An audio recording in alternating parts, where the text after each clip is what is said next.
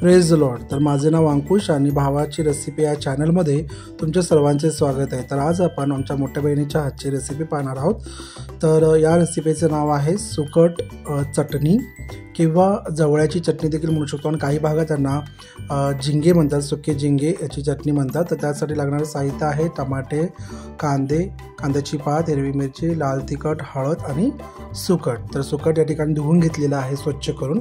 तर या ठिकाणी एका पॅनमध्ये आपण तेल घेणार आहोत। तेल गरम झाल्यानंतर त्यामध्ये आपण कांदा फ्राय करून घेणार आहोत। तर या रेसिपीमध्ये आपल्याला सर्व वस्तू खूप छान फ्राय करून घ्यायच्या आहेत। तर कांदा आपला छान ब्राऊन कलर होतो आपल्याला फ्राय करून घ्यायचा आहे। तर कांदा फ्राय होत असतानाच या ठिकाणी अद्रक लसणाची पेस्ट घेतलेली आहे, साधारणतः 1 चमचा। कांदा आपला 2 चमचे कांदे आहेत आणि त्यानुसार 1 चमचा अद्रक लसूणची पेस्ट आपण या ठिकाणी घेतलेली आहे। तर छान आपण त्या दोघांनाही फ्राय करून घेऊया, दोन्ही वस्तूंना। आणि हे फ्राय होत असतानाच आपण याच्यामध्ये मधून चिरून घेतलेल्या 5 ते 6 हिरव्या मिरच्या घेणार आहोत। तर हिरव्या मिरची देखील आपण छान फ्राय करून घेऊया। तर हे छान फ्राय होत आहे। तर हे छान फ्राय होत असतानाच आपण बारीक चिरून घेतलेले टमॅटोज घेतलेले आहेत। तर टमॅटोज या ठिकाणी 2 आहेत। तर 2 टमॅटोज आपण या ठिकाणी घेतलेले आहोत। टमॅटो छान मॉइस्ट होईपर्यंत आपल्याला फ्राय करून घ्यायचे आहेत।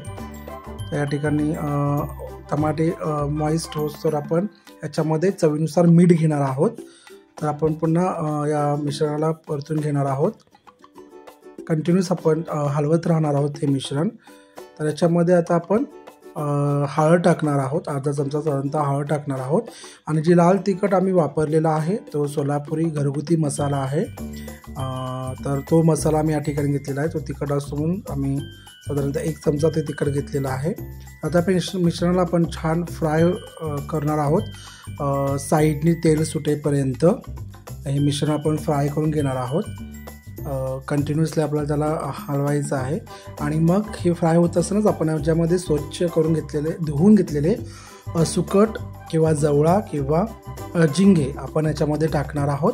आणि अशा प्रकारे आपण याला साधारणतः 5 ते 6 मिनिट म्हणजे फ्राय करून घेणार आहोत। तर मिठाचा अंदाज तुम्ही तुमच्या अंदाजे घ्या। या ठिकाणी आपली सुकटाची भाजी तयार होत आहे। तर ही फ्राय होत असतानाच आपण याच्यामध्ये कांद्याची पात टाकणार आहोत। हे ऑप्शनल आहे, तुम्ही टाकायचं असेल तर टाकू शकता, पण खूप टेस्ट होते याच्याने देखील।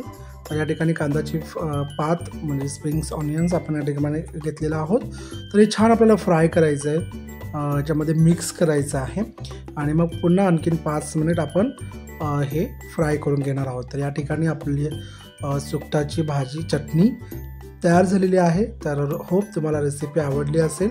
तर रेसिपी आवडल्यास लाईक करा, शेअर करा आणि सबस्क्राईब करायला अजिबात विसरू नका। चॅनलला सपोर्ट करा, मराठी माणूस। थँक्यू, धन्यवाद।